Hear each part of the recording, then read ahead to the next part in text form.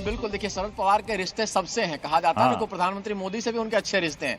इसकी बात भी कही जाती है और इसका उदाहरण है कि उनके जब 75वां जन्मदिन मना था दिल्ली में विज्ञान भवन में, तो एक तरफ सोनिया गांधी बाएं में बैठी थी तो दूसरी तरफ प्रधानमंत्री मोदी बैठे थे और दोनों ने उनके तारीफ में कसीदे पड़े थे। मुझे आज भी याद है वो घटना। तो उनके संबंध सभी पॉलिटिशियन से और वो सबको कहीं ना कहीं रिश्तों का ख्याल भी रखते हैं। तो वैसी स्थिति में शरद पवार अगर कुछ खेल करना है, अगर ये बात बनती है मीटिंग में कि कुछ आगे करना है, सरकार बनाने को लेकर कवायद करनी है, तो सबसे बड़े राजनीतिक शरद पवार ही। और शरद पवार ने महाराष्ट्र में बीजेपी का खेल बिगाड़ा था, याद कीजिए आप। बीजेपी के शपथ ग्रहण समारोह होने के बावजूद उनको फिर से इस्तीफा देना पड़ा देवेंद्र फडणवीस को और तमाम सरकार चली गई थी। तो खेल बिगाड़ने वाले बड़े खिलाड़ी हैं, उसमें से शरद पवार हैं। लालू यादव को भी एक समय माना जाता था, लेकिन अब एक नए खिलाड़ी निकल के आए हैं। वो आपको इधर अखिलेश यादव भी, अखिलेश यादव जिस तरह से नजरें रहेंगी दिल्ली में होने वाली हलचल पर, 2 बैठकों पर सबकी नजरें होंगी कि इस बैठक खत्म होने के बाद क्या निकलकर सामने आता है। फिलहाल बहुत बहुत शुक्रिया आप दोनों का हमारे साथ जुड़ने के लिए। कन्नौज से एक बड़ी खबर आ रही है। समाजवादी पार्टी के अध्यक्ष अखिलेश यादव कन्नौज पहुंचे हैं। कन्नौज से उन्होंने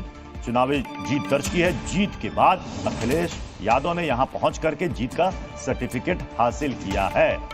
बहुत लास्ट टाइम में डिसीजन लिया गया था कन्नौज सीट से अखिलेश यादव के लड़ने का। अखिलेश यादव ने कहा था कि कार्यकर्ताओं की भारी डिमांड है, इस वजह से मैं ये फैसला ले रहा हूं और कन्नौज से मैं चुनाव लड़ रहा हूं। और कन्नौज से अखिलेश यादव ने चुनाव लड़ा, चुनाव जीता और इस बार समाजवादी पार्टी लगभग 20 साल पुराने अपने 35 सीटों के रिकॉर्ड से भी 2 सीट आगे निकल गई है।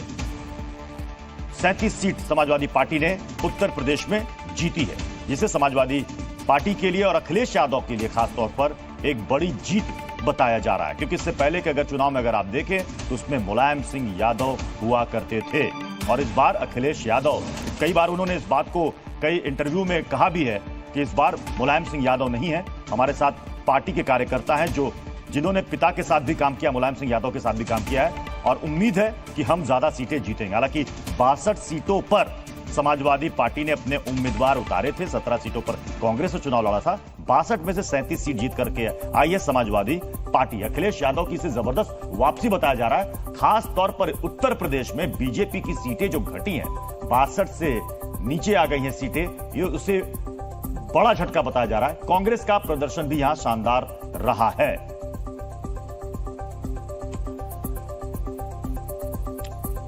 तो खबरों का सिलसिला लगातार जारी है, आप देखते रहिए जी न्यूज।